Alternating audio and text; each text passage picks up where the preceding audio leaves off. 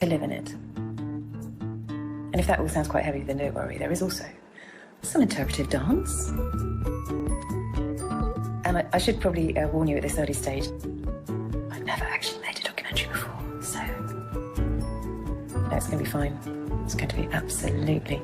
Hold on to your hats, people.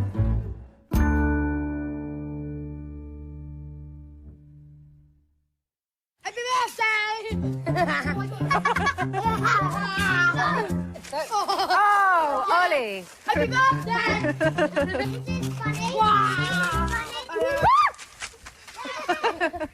Welcome, people of Great Britain, to my life. As you can see, I have 3 very well-behaved, perfect children. They respect me deeply. They do everything that I say. No, on the page. OK, that's not quite true. A lot of it's to do with this guy. Hey, Ollie? Yes? Come here. Yeah? You say hello? Hello. Nice to meet you. Shake hands. No, Ollie. Ollie. Yeah, I'm not going to lie to you. Living with Ollie does present some challenges. But, you know, I go to work, I go to a sitcom, and I'm surrounded by mayhem. So I'm kind of used to it. Pose time. Oh! Oh! No! Oh! Tom! No! Oh! Oh! Amazingly, I'm not the only one who thinks this isn't a disaster. A majority of people with a Down syndrome family member are really happy with their lot. I was expecting tragedy, but I got comedy. And that, my friends, is where our story begins. Hey, guys! OK, to be more precise, it's here where our story actually begins. Every year, around 500,000 pregnant women come to a place like this to see their baby for the first time. Is the heart beating there? The body? You can see the hands. I've come to King's College Hospital in London to meet some women who are having their 12-week scan. So how are you feeling now? I'm excited. It seems more real now. Today's the day when mothers find out when their babies are due and whether they're growing normally. Hi. It's also the day when doctors first test your baby for Down syndrome. How old are you now? I'm 40. You're given a probability that's calculated by measuring the baby and the hormone levels in your blood. It's a bit like gambling odds, and getting bad odds is seen as devastating news. The white line shows that as a woman gets older, her chances go up. Because you're now 40, when you came in the room, your risk was up there. From the measurements that you have taken, your risk has gone down from 1 in 69 to 1 in 301. Okay. This is so far. The odds went down, didn't they? Yeah, they did, yeah. I'm a geriatric mum, as they call it, so I want to be sure. Yeah. I want to have all bases covered. I will leave you. Thank you. Thank you very much. Very nice meeting you. Thank you. Okay. In the last 10 years, the number of people terminating for Down syndrome has gone up by 40%. Now, 9 out of 10 British women terminate when they receive a positive diagnosis.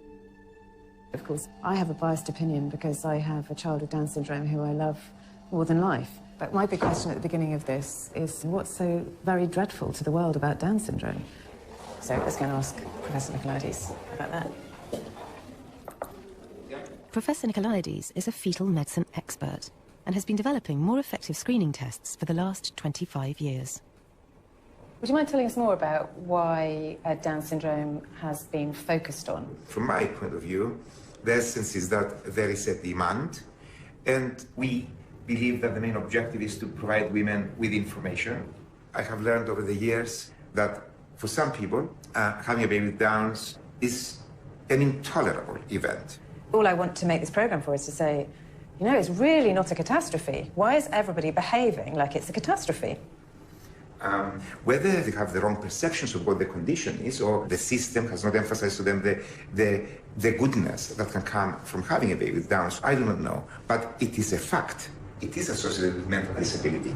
And, importantly, they live for very many years. So if we think of it as a burden to the family or to the society, it is a burden that is going to last for a long time. A burden that lasts for a long time. That's not exactly how I see Ollie. But legally, you can terminate a Down's pregnancy right up to birth, as Down syndrome is classed as a severe disability. And if you look at the leaflets the NHS hand out to mothers when they get the diagnosis, it does sound severe. I mean, you know, complications, heart problems, gut problems, hearing problems, vision problems, thyroid problems, dementia. I think that just makes you frightened. A medical description will only list all the possible things that could go wrong, and it's not then compared with the list of all the possible things that could go wrong with a typical person. I mean, how would you describe yourself? Are you a chromosomally typical? Are you neurotypical? I'm a neurotypical person with 46 chromosomes who had childhood asthma and who has a family history of glaucoma. Does that describe me? To me, Down syndrome is much more than a list of possible health problems. But that's because I know Ollie. But what actually happens inside his cells that makes him different? In every cell, there are meant to be 23 pairs of chromosomes. But somebody who has Down syndrome has an extra copy of chromosome 21. Chromosomes contain information that makes us who we are. So if you have an extra one, it means you develop differently. There are some common features like being a bit smaller than average, having a smaller mouth so your tongue may stick out, almond-shaped eyes, and some level of learning disability. But not everyone looks the same or is affected in the same way. Just like all of us, there's an endless variety. Well, not endless. There are now only 40,000 people with Down syndrome in the UK. But not everyone chooses to screen. And I'm about to meet a mum who's consciously opted out of the system. So, do I talk to you and say, here we are at the house? Or is that like through the keyhole? That's a bit like through the keyhole. We're just going to go off, like, au naturel. Au naturel, okay.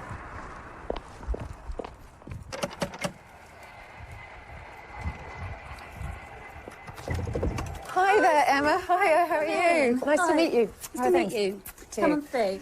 So I can't help noticing that you're pregnant.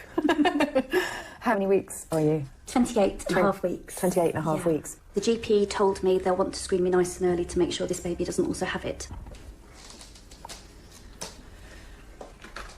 How are you? It's different for everybody. For me, I don't feel like the screening would really tell me that much. I have experience of having a child with Down syndrome. So I did ask right at the beginning for my midwife to put on my medical records that I've declined screening and I don't want it to be discussed again. I went in to see a consultant at the hospital and straight away, first question, what are you doing about screening? So I said, well, actually, I've asked for it to be put on my notes that I don't want to discuss it anymore. And she said, yes, I did see that, but I wanted to talk to you about it anyway. It's hurtful. You know, I love Scarlett. She's amazing. Why wouldn't I want another child exactly like her? I hate the word screening. I know. I chose to have the tests, but I just thought best to be prepared so that then I've got the right teat in and I've got the hospital expressor and all of those things. Now, because I know the attitude of the medical profession, if this baby does have Down syndrome, almost to protect ourselves, I don't want them to know that, so that they can't then... Oh, that's so interesting. You are choosing not to know, not because you would do anything with that information, but to protect yourself from the doctors. Yes. Who you feel would harass you. It totally comes from their really lack of understanding of what it's actually like to have a child with Down syndrome. Yeah. Yes. Obviously, not all doctors are like that. But it's a bit worrying if there are some mothers feeling pressure from medics to change their minds. If someone always keeps asking you something, it's going to shake your resolve, isn't it? So, let's say let's act out a little drama, because I'm also a screenwriter. Yeah. Okay, so we have person one. Happy pregnant mother. This lady is called Françoise. And Françoise is moving to England, and she has met, he looks cool, doesn't he, like Raoul. She's met Raoul. They're in a bar. They've got drinks. And biscuits. So Françoise says, oh, Raoul, you are English. It's very exciting to meet you. I am moving to England. I would like to move to Kent. Raoul goes, Kent? She goes, yes, what? He goes, Kent. She says, but I like castles. I like tomatoes. I like all the greenery. Kent? Are you sure? Kent? Yeah, why, what's the problem with Kent? And if every time these two meet, and every time she mentions Kent, he's negative about it, because he's, you know, English, he may never have been to Kent. She's just going to feel more and more insecure about her decision. I just feel that it's a bit like that, really. You assume that the doctors know.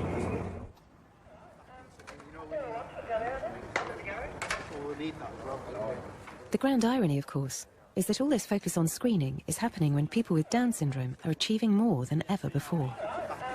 This is a whole pretend street. Yeah, what's up, mate? Britain's most famous pretend street, Coronation Street. And I'm here to meet Liam Bairstow, who's an actor with Down syndrome, who's just landed a 6-month contract, and they're just filming over there, so I might be quiet. Okay, here we go then, guys. Stand by, please. And action. You're right. She's lost her mind. She's fallen for a Scotsman and she's heading for the Highlands. I'll buy you a drink. Make it a large one. Let's get drunk. No need for that. And we cut there. That's great. Well done, you chaps. Cheers, Liam. Good luck. Thank you very much, mate. See you soon. Thank you. Cheers. Your family must be very proud. Every time I watch Coronation Street with my mum, she can't stop crying. It's like every single time I'm on TV, she embarrasses me, like saying, oh, look at my baby son. I'm like, Mum, will you pack it in? Do you feel that people see you with Down syndrome first, or they see you as an actor first? They see me as an actor. And how's it going? Really well. Fantastic. Do you love it? I love it here. Part of my dream is getting like an award. Yeah. And probably get a girlfriend out of it and all. Which would be decent enough. That's all I want, really. An award and a girlfriend. Yeah. That's all I want, really. Just like Leonardo DiCaprio. The opportunities that Liam now has are no accident. They've been hard won.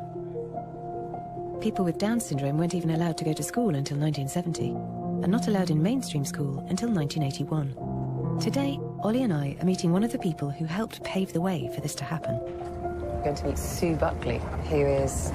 she may not mean anything to you, but she is actually a giant in the field of Down syndrome, not just in the UK, but globally. She's done so much to change the lives of people with Down syndrome. And Ollie's not that excited currently because it's about 5 in the morning. But,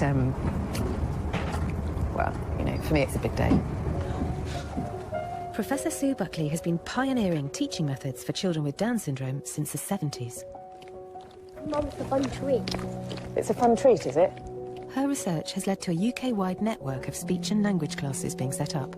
Classes like the one Ollie and I are going to today. Hi there. Hello, Ollie. Good to meet you. Oh, and lovely to meet you too. My name's Sue. Hello, Sue. So I've got one for you, one for you, one for you. Would you like one? Yes, please. Oh, there you go. What we've learned is it's a profile of strengths and weaknesses. The simple message is learning from listening is difficult. We have strengths as visual learners. And just applying that has made a big difference. Okay, let's do this, baby. Ready? Yes, go. Elma. Elma was yellow, at orange, at red, at pink, at purple, at blue, at green, at... According to Sue, nowadays some 80%, that's 4/5 of people with Down syndrome, could learn to read if taught in the right way.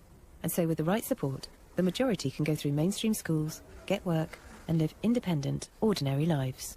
So, I mean, that leads us on to the question of screening. Do you have any view on the national screening programme? We don't believe that a diagnosis of Down syndrome should be a reason for termination. Nobody's discussed it with adults with Down syndrome, many of whom can now read, understand the issues and realise that as a group, there's a large proportion, particularly the medical community, who think their lives aren't worth living. But there was never and has never been a public ethical debate. Because I think there definitely ought to be a debate. I'm amazed to hear that 30 years ago the government just decided to introduce screening for Down syndrome with no public discussion. It was the very same time that Sue's research was making inclusion possible. Good morning, Ollie. Morning. How are you? Good. Nice to see you. Since then, it's become commonplace for people with Down syndrome to go to mainstream school. But the science of screening has also been developing. And some are saying it's at the point of threatening the very existence of the Down syndrome community. So what's about to happen with screening?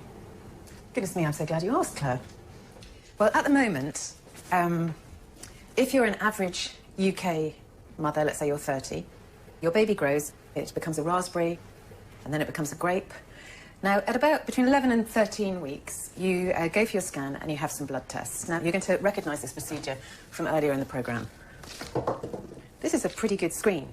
It catches 85% of all of babies with Down syndrome. But as you can see, the odd Brussels sprout with Down syndrome can get through. The only way of knowing for sure whether or not your baby has Down syndrome is to have an invasive diagnostic test, which would happen somewhere between pear and grapefruit. And so here's one I prepared earlier. Amniocentesis is when your doctor would collect some of the fluid around the baby in the, what you'll recognise easily as the amniotic sac. Obviously, there is always the fear that that little pear in there will be harmed. But now, there has been an amazing scientific breakthrough. This sieve represents non-invasive prenatal testing. It can tell whether your baby has Down syndrome with 99% accuracy as early as here.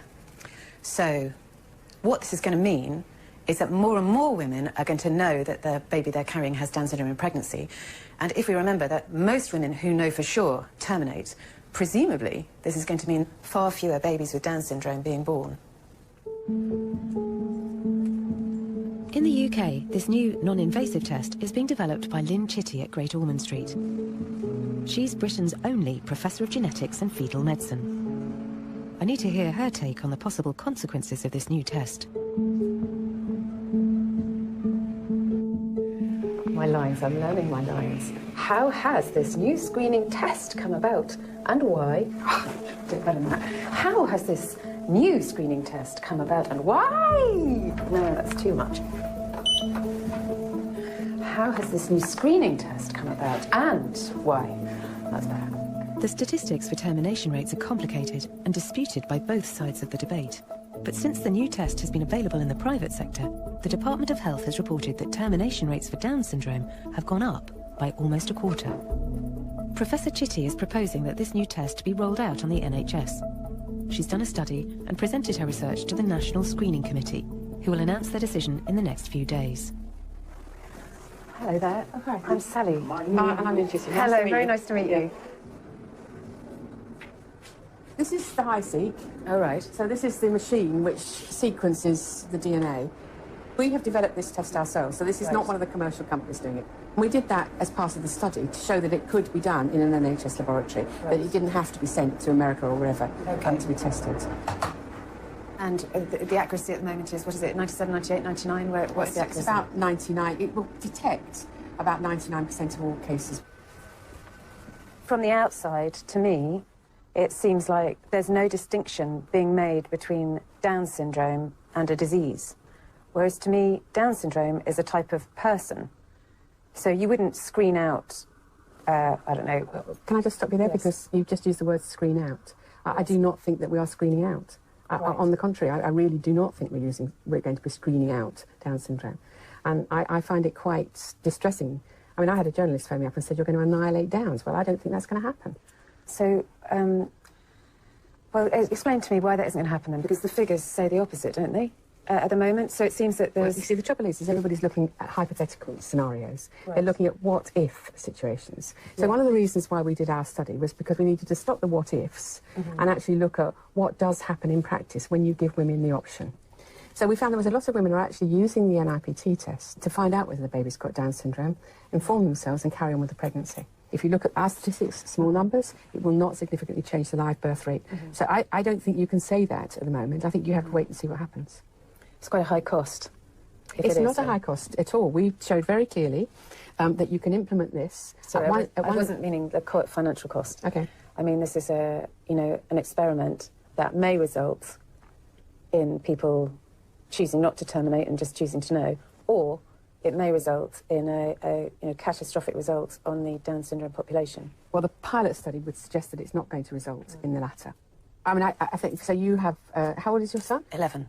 So he's 11. How do you feel about, is he, later on in life, when because he's likely to outlive you, so what does that prospect hold for you? Well, I'm actually, I feel that, I just feel that the answer to that is not termination. You know, the answer to that is, if we have a society that is unable to care for people, then the problem is not the person. She was at enormous pains to say that screening wasn't a screening out thing. Oh dear, but it's still really sad, isn't it? It's just, you know, it's just horrible. The reality that we live in a world where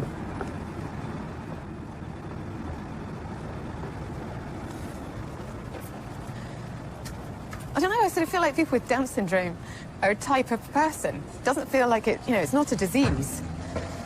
And the type of person that Ollie is, but not just Ollie, you know, the type of characteristics that these people share are so benign. I feel like you read encounters of Western explorers in the dodo, where this kind, nice, curious bird comes up and then just gets wiped out. And through not being suspicious enough. Or violent enough. But yeah, anyway.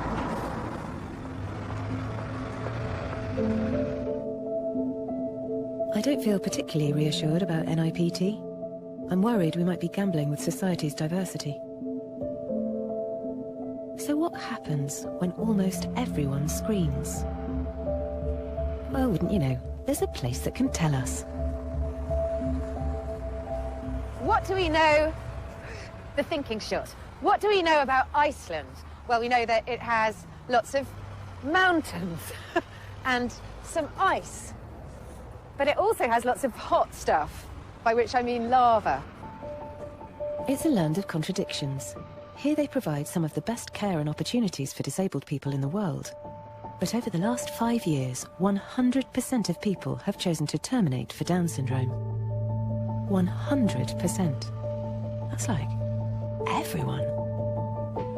If this is the direction that the UK is heading, then I wonder what it must be like to have 3 copies of chromosome 21 and live here. Hello, my name is Halldóra.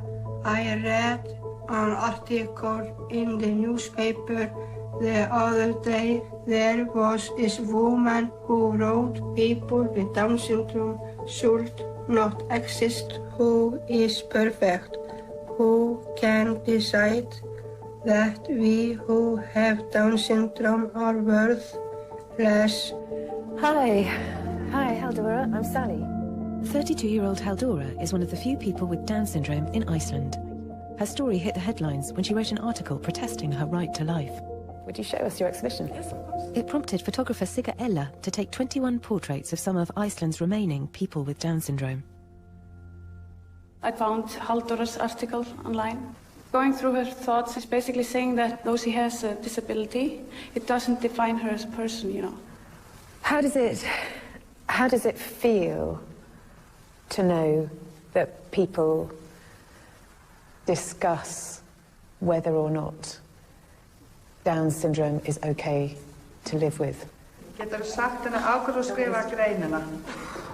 Skal reyna haldið þungt. Hvernig þér leið með það? Mér leið ekki vel á hverju út af okkur börnum með Downs. Við eigum líka líf eins aðrir. She thought that they were coming after her alive. You are sighing. And whenever I met with the producers to talk about this program, I was doing that sighing. I couldn't talk about it for a very long time. It's great that you speak out. It's great that you say something. Yes. It isn't always easy. You know, we have our ups and downs, and we have worries. But that's life. Life is up and down. Oh, I've been wanting to hug you the whole time. I thought it was a bit forward. Oh, lovely girl. Lovely girl. Halldóra speaks 2 languages, she's got a job, she's hoping to marry her long-term boyfriend this summer. It upsets me that she has to justify her existence. Imagine if you had to do that. Maybe it's because they're stuck on an island in the middle of the Atlantic and there's only 300,000 Icelanders to choose from, but they do seem a bit preoccupied with genetics here. I've come to a laboratory on the outskirts of Reykjavik. No, that's not me, but thank you. There I am. Somewhere in this building there's a man called Kári Stefánsson, who now has enough information to predict the genetic code of everybody in Iceland. Come in. Hi there. Hello. Nice to meet you. Nice to meet you. I'm Sally. I'm Kári. Everyone is interested in this kind of research. It is inherent to man to try to figure out as much about himself as possible. So you can predict a probability of somebody getting good grades in school, of somebody inheriting various diseases? Yes. The only thing this is going to do is lead to knowledge. Let's go back a step and say, so the reason we're in Iceland is because you have a screening program for Down syndrome, and of the pregnancies that are discovered, 100% of the identified pregnancies are terminated. And in some people's eyes, that's successful.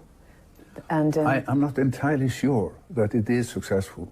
The statistics is earth-shattering, basically. I think it is. I think it is in many ways not particularly thoughtful. I'll tell you that the guy who manages this building, our janitor, Chitti, who is an absolutely wonderful person, he has a son who has Down syndrome, and there is hardly anything more beautiful than seeing the two of them together, because there is so strong bond and so much love, and somehow in our culture it has become accepted to abort Down syndrome fetuses, which I think is pretty merciless in many ways. I'm not entirely sure it's correct. Or the only correct thing about it is that I believe the woman should be the individual to decide whether she wants to terminate pregnancy or not. You agree with that? I agree with that. I love that you think that. It's just, anything else is illogical. Yeah. Yeah.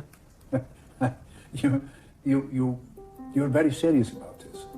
Yes. Is that bad? No, that's good. I actually like that. This is one of the ways in which you're trying to take responsibility.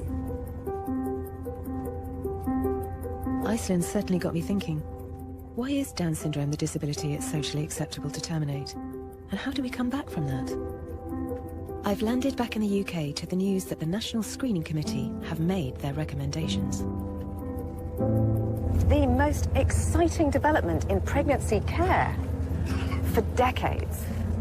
Win on Downs testing. A win. A win. So the Sun are winning. Mums-to-be are to be offered a test for Down syndrome in the NHS. After Great Ormond Street Hospital published results showing the test was safe and 99% accurate. Lynn Chitty, blah, blah, blah. Reading these reports, there's no mention of the impact these tests could have on the Downs community at all. I feel like, just as in Iceland, we're somehow being forgotten about. Looking at the response of mums to the news, lots of people really upset, crying. I've never been a very angry person, but I'm feeling quite angry. Like, on a scale of 1 to 10, I'm 9. And when I hit 10, there's a really good chance I'll go green, start smashing things up.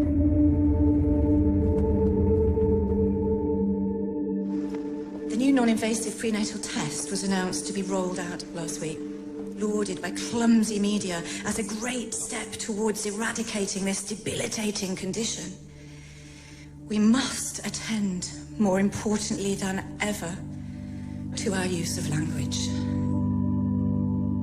With the decision on NIPT made, I've come to hear a woman who's been invited to talk to the NHS directly. Hi, Hayley. Nice to meet you. Hi, Natty. Hayley Goleniowska has heard hundreds of stories about how Down's diagnoses are delivered through her blog called Down's Side Up. She started writing it to share her positive experiences of living with her daughter Natty. Post it. That's so hilarious. Thank you. You know, we didn't have an antenatal diagnosis, but I know how fearful I was of Down syndrome when I was pregnant, and if I had trusted the medical professionals, I really don't know what I would have done. I don't know if I'd be sitting here today. Your words count, and the thoughts and beliefs behind them count too. As NIPT means that more women will receive a Down's diagnosis, Hayley feels there's now a pressing need for that news to be better delivered. The following are direct quotes to other families, not to us. I can book you in for a termination in the morning. I can't treat you if you continue with this pregnancy. She's really cute, but you don't want another one like that, do you? Our youngest daughter, Natalia, was born on our bathroom floor. What followed is etched in my heart and frozen in time forever. The look of panic on the midwife's face. My brain dared not formulate a question because I was terrified of hearing what I thought was my worst nightmare.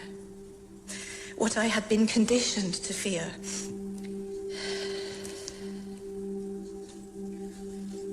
Our community midwife wept. And there was no need to be sorry.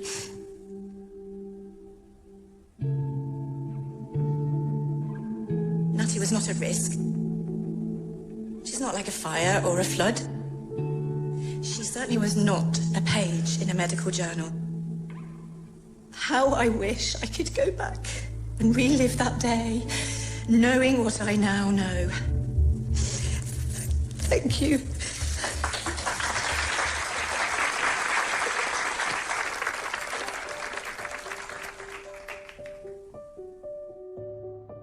Well, that certainly had an impact. Hayley had the entire room of midwives and nurses in tears. And me. It took me back to when Ollie was born. My nurse cried too. It was very beautiful.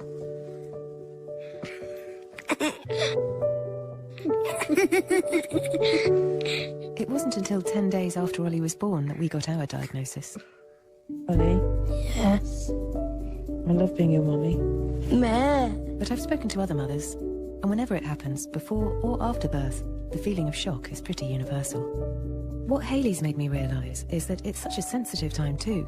How that news is delivered to you, and crucially what information is given, must have a bearing on what women decide to do next.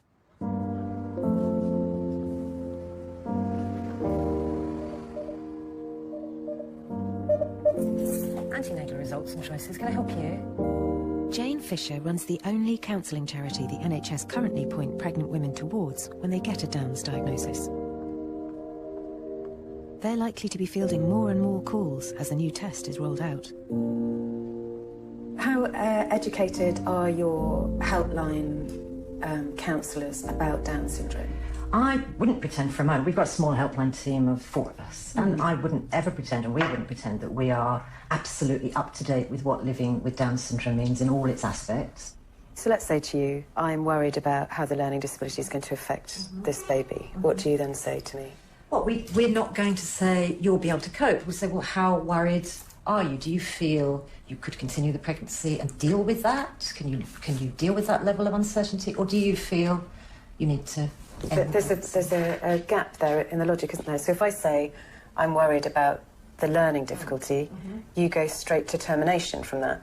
Whereas I'm saying I'm worried about the learning difficulty. Okay, you're putting your cards on the table, Sally, which is absolutely right, in that we appreciate that people who have children with disabilities or are advocates for people with disabilities really struggle with prenatal diagnosis and decisions to terminate. In Iceland, there's now 100% termination. So that suggests to me that the information being given out, which is partly why it's interesting to come and see you, the information being given out is not reflective of how it is to be a person with Down syndrome. But we're not directed, Sally. We're not pushing people in a direction. We're hearing from them where they are. I guess our angle is it's about choice. And it's not when, and I will say in my 14 years at ARC, I've spoken to hundreds of women who've made the decision to end the pregnancy for Down syndrome. And none of those women make the decision lightly.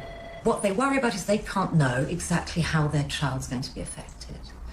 They can't know exactly the level of learning disability or the potential associated health issues. They feel they just can't manage that in their lives or don't want to manage that in their lives. I think that will always be with us. Having spoken to Jane, I feel I really need to talk to a woman who's made the decision to have a termination herself. Hi, I'm Sally. Nice to meet you. Kate's now pregnant again. I'm intrigued to find out what she knew about Down syndrome when she made her decision. Where should we sit? Let's go on the couch, yeah. You've just got to do what you feel is right, haven't you? And, yeah. You know, by going down the termination route, we felt that that was the best thing for the baby. I was 25 weeks when I delivered Max. How does it work with a termination? You say you take a pill? Yeah, so you take a tablet that starts to break down the placenta, and then I had an injection to stop his heart, so it was instant. 1 minute you could feel him wriggling around, and then the next second he's gone. Sorry. Got me too. Got me too. It's not an easy subject to discuss, goodness me. You're incredibly brave to discuss it. Do you feel that you had an informed choice about this? You had as much information as you needed?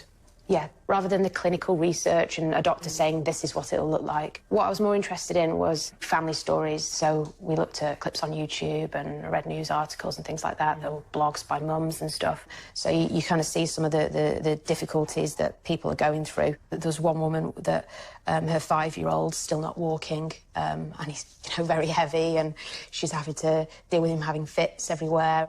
You know, if my child was affected as much as he was, you know, I would feel really guilty about that, having been given the choice. There were only a very few kind of stories at that level. There's loads of positive stuff out there, and it was the positive stuff that kind of really threw me.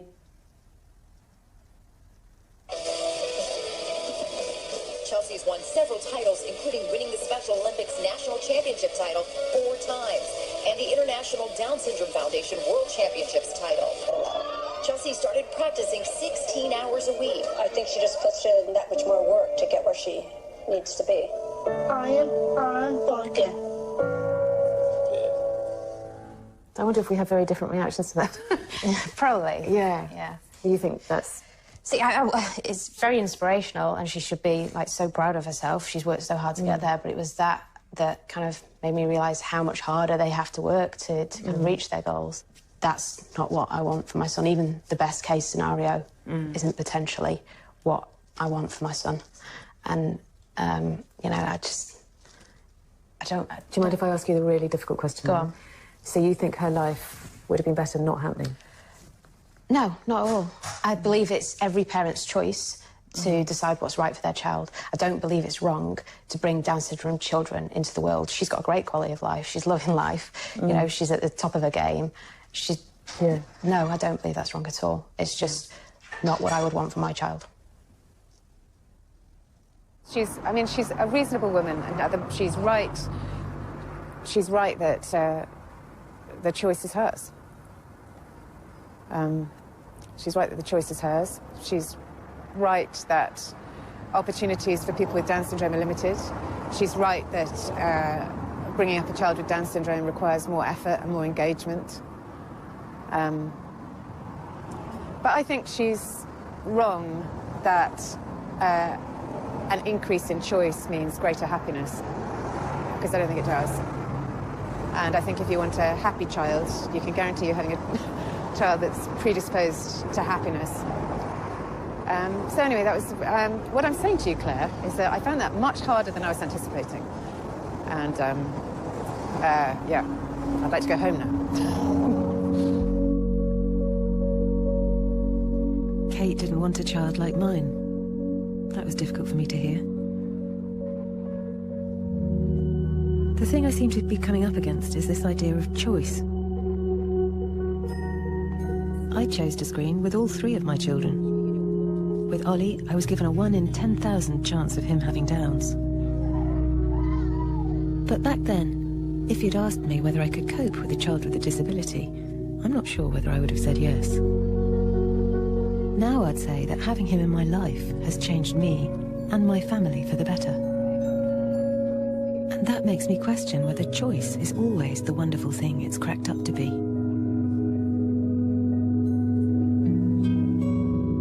It leaves me wondering, where are all these individual choices going to take us? What kind of world will Ollie be living in when he's my age?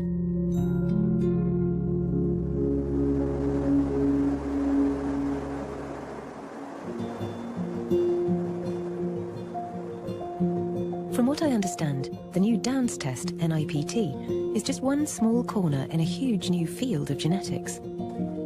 So to find out where exactly the science of screening is up to, I've come to the world's biotech hub, California. The double helix. They really love DNA here. Just as in Iceland, it turns out things here are moving much faster than I realised. Come and have a look at what it's called. It can happen now to you, to you. That could not be more appropriate. Because here, in what I thought was the future, but is apparently the present, we can screen for tons of other things already. So what's happening to the Down syndrome community could happen to you if you have a history of Alzheimer's in your family, if you have a history of depression in your family, if you have a history of obesity or diabetes in your family. It won't be long before we'll be able to prenatally screen out people like you. And me. Both of us.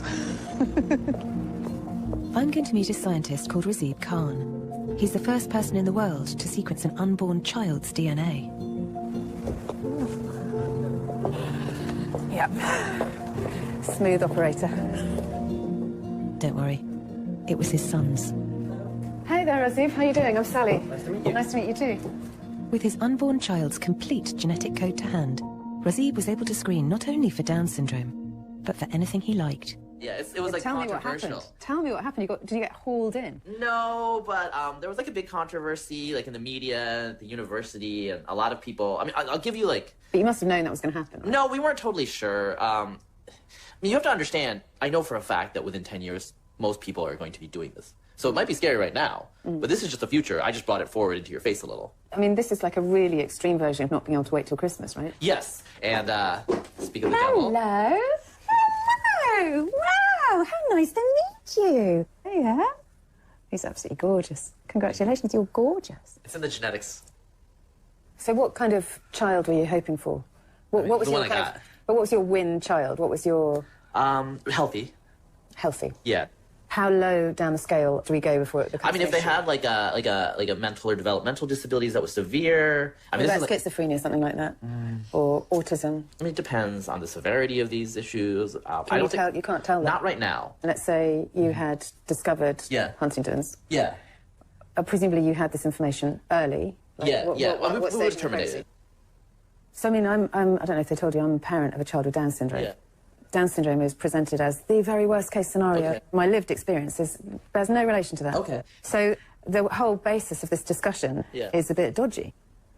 Yeah, but that's your opinion. So other people can have different opinions. People can make their own choices. No one, hopefully, is being forced into making any decision they don't want, right? I mean, do you think that we're going to look at people eliminating ending pregnancies? Yeah, some people will do that. Some of it, obviously, it seems pernicious to me, but that's just my opinion as well.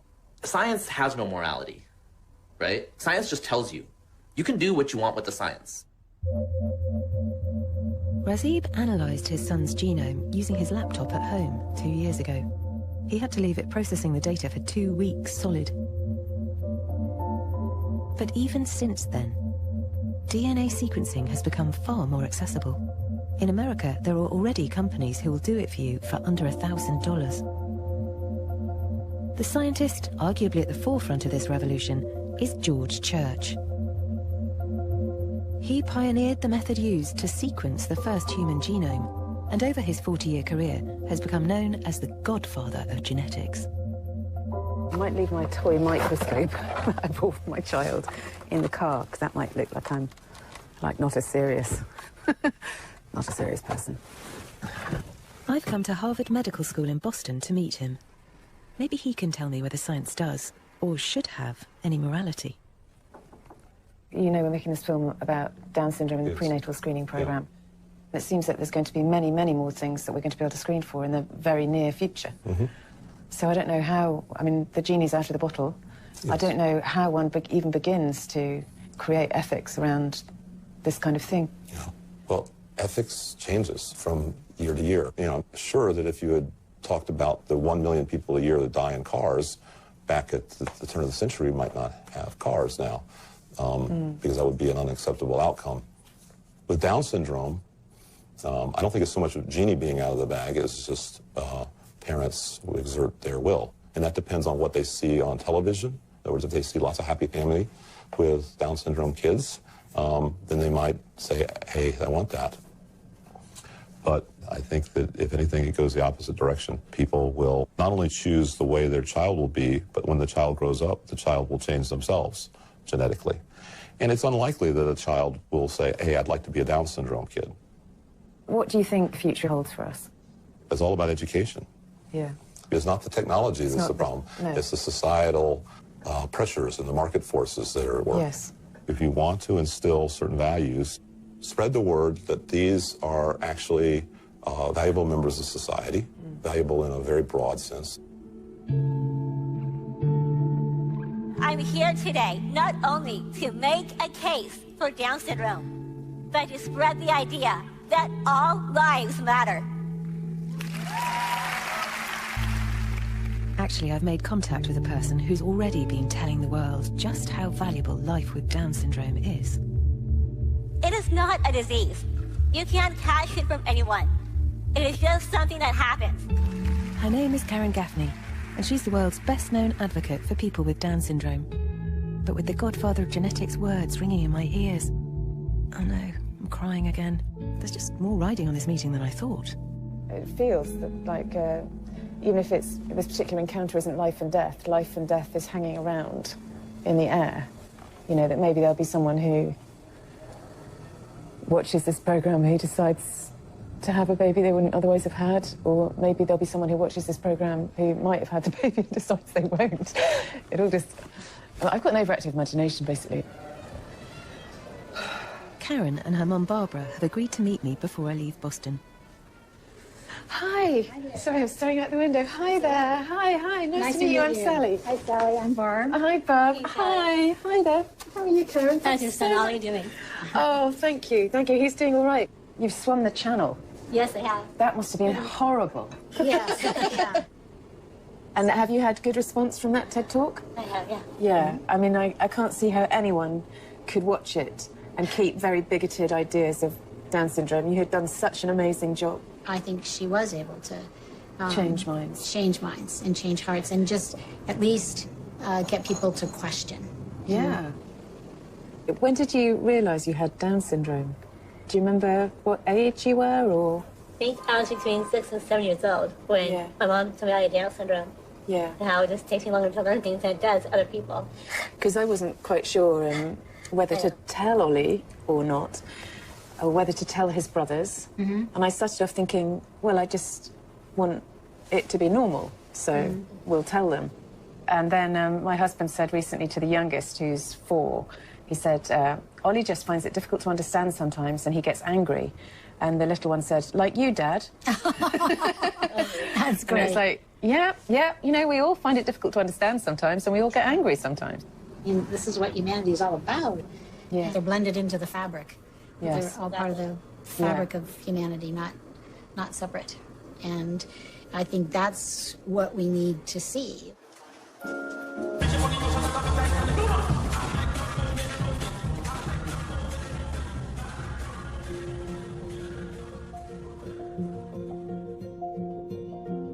So there we go. It's the end. You made it. I promised you some interpretive dance, didn't I?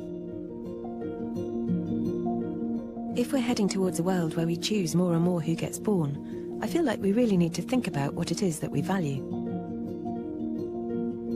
And as our powers of choice get greater and greater, who are those people that society might leave behind? There's great value in things not being perfect. There's a crack in everything, that's how the light gets in. And the imperfections are where humanity is most visible. I guess I'll leave you with that thought. Something to chew on anyway. I love you, Mom. I love you too. I love you so much.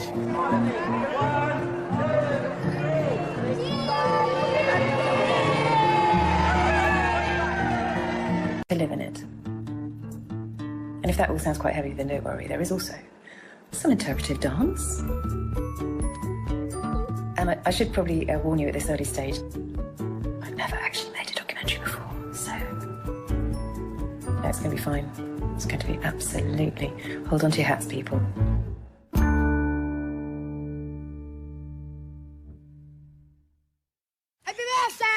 Oh, Ollie! Happy birthday!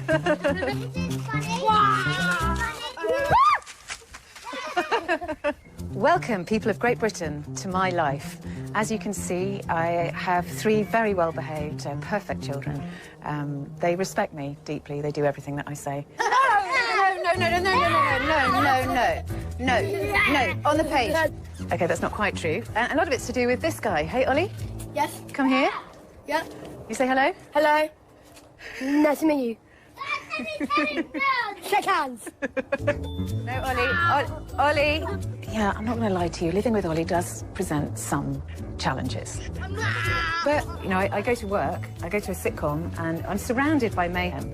So I'm kind of used to it. Close time. Oh! Oh! No! Oh! Tom! No! Oh! Oh! Amazingly, I'm not the only one who thinks this isn't a disaster. A majority of people with a Down syndrome family member are really happy with their lot. I was expecting tragedy, but I got comedy. And that, my friends, is where our story begins. Hey, guys! OK, to be more precise, it's here where our story actually begins. Every year, around 500,000 pregnant women come to a place like this to see their baby for the first time. Is the heart beating there? The body? You can see the hands. I've come to King's College Hospital in London to meet some women who are having their 12-week scan. So how are you feeling now? I'm excited. Yeah. It seems more real now. Today's the day when mothers find out when their babies are due and whether they're growing normally. Hi. It's also the day when doctors first test your baby for Down syndrome. How old are you now? I'm 40. You're given a probability that's calculated by measuring the baby and the hormone levels in your blood. It's a bit like gambling odds, and getting bad odds is seen as devastating news. The white line shows that as a woman gets older, her chances go up. Because you're now 40, when you came in the room, your risk was up there. From the measurements that you have taken, your risk has gone down from 1 in 69 to 1 in 301. Okay. This is so far. The odds went down, didn't they? Yeah, they did, yeah. I'm a geriatric mum, as they call it, so I want to be sure. Yeah. I want to have all bases covered. I will leave you. Thank you. Thank you very much. Very nice meeting you. Thank you. Okay. In the last 10 years, the number of people terminating for Down syndrome has gone up by 40%. Now, 9 out of 10 British women terminate when they receive a positive diagnosis. Of course, I have a biased opinion because I have a child with Down syndrome who I love more than life. But my big question at the beginning of this is what's so very dreadful to the world about Down syndrome? So I was going to ask Professor Nicolaides about that. Professor Nicolaides is a fetal medicine expert and has been developing more effective screening tests for the last 25 years. Would you mind telling us more about why Down syndrome has been focused on? From my point of view, the essence is that there is a demand, and we believe that the main objective is to provide women with information. I have learned over the years that for some people, having a baby with Downs is an intolerable event. All I want to make this programme for is to say, you know, it's really not a catastrophe. Why is everybody behaving like it's a catastrophe? Whether they have the wrong perceptions of what the condition is, or the system has not emphasized to them the goodness that can come from having a baby with Downs, I do not know. But it is a fact. It is associated with mental disability.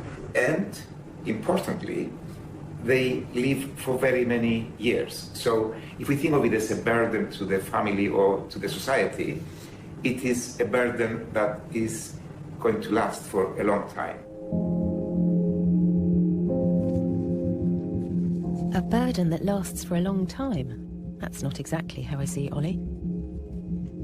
But legally, you can terminate a Down's pregnancy right up to birth, as Down syndrome is classed as a severe disability. And if you look at the leaflets the NHS hand out to mothers when they get the diagnosis, it does sound severe. I mean, you know, complications, heart problems, gut problems, hearing problems, vision problems, thyroid problems, dementia, I think that just makes you frightened. A medical description will only list all the possible things that could go wrong, and it's not then compared with the list of all the possible things that could go wrong with a typical person. I mean, how would you describe yourself? Are you a chromosomally typical? Are you neurotypical? I'm a neurotypical person with 46 chromosomes who had childhood asthma and who has a family history of glaucoma. Does that describe me? To me, Down syndrome is much more than a list of possible health problems. But that's because I know Ollie. But what actually happens inside his cells that makes him different? In every cell, there are meant to be 23 pairs of chromosomes. But somebody who has Down syndrome has an extra copy of chromosome 21. Chromosomes contain information that makes us who we are. So if you have an extra one, it means you develop differently. There are some common features like being a bit smaller than average, having a smaller mouth so your tongue may stick out, almond-shaped eyes, and some level of learning disability. But not everyone looks the same or is affected in the same way. Just like all of us, there's an endless variety. Well, not endless. There are now only 40,000 people with Down syndrome in the UK. But not everyone chooses to screen. And I'm about to meet a mum who's consciously opted out of the system. So, do I talk to you and say, here we are at the house? Or is that like through the keyhole? That's a bit like through the keyhole. We're just going to go off, like, au naturel. Au naturel, OK.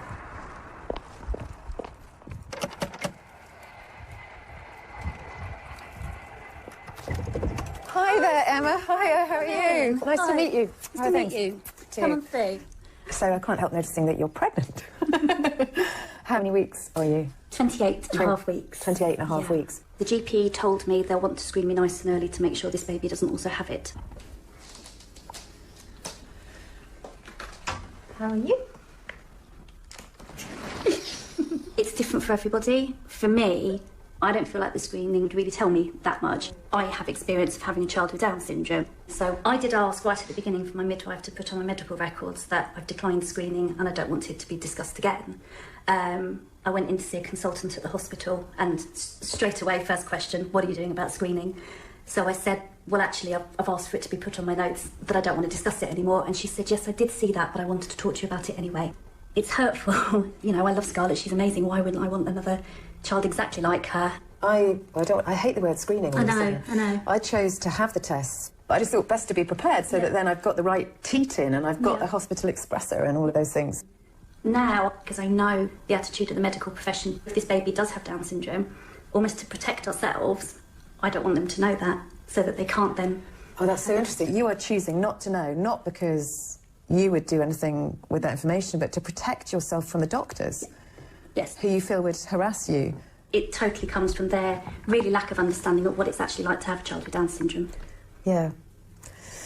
Yes. Obviously, not all doctors are like that. But it's a bit worrying if there are some mothers feeling pressure from medics to change their minds. If someone always keeps asking you something, it's going to shake your resolve, isn't it? So, let's say let's act out a little drama, because I'm also a screenwriter. Yeah. Okay, so we have person one. Happy pregnant mother. This lady is called Françoise. And Françoise is moving to England, and she has met, he looks cool, doesn't he, like Raoul. She's met Raoul. They're in a bar. They've got drinks. And biscuits. So Françoise says, oh, Raoul, you are English. It's very exciting to meet you. I am moving to England. I would like to move to Kent. Raoul goes, Kent? She goes, yes, what? He goes, Kent. She says, but I like castles. I like tomatoes. I like all the green.